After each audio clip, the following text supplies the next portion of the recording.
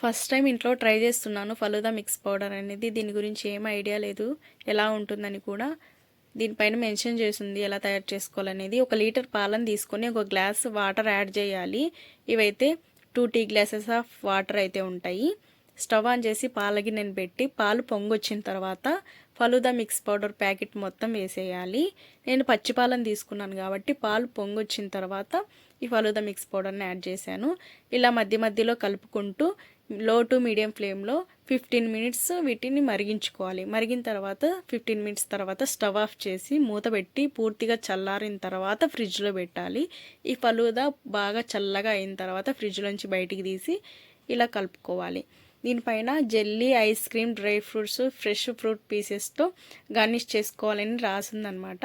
నేను first time తయారు చేసుకున్నా కదా, ఎలా ఉంటుంది ఏంటి అనేది ఐడియా లేదు కాబట్టి నేను ఐస్ క్రీమ్ ఏమీ యాడ్ చేయలేదు.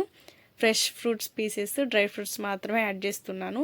కానీ ఇంత బాగుంటుందని అసలు ఎక్స్పెక్ట్ చేయలేదు. స్వీట్ కూడా కరెక్ట్గా సరిపోయింది. మనము షుగర్ అలా ఏం యాడ్ చేయాల్సిన అవసరం లేదు, అంతా ఇందులోనే వచ్చేస్తుంది. చాలా చక్కగా కుదిరిందనమాట.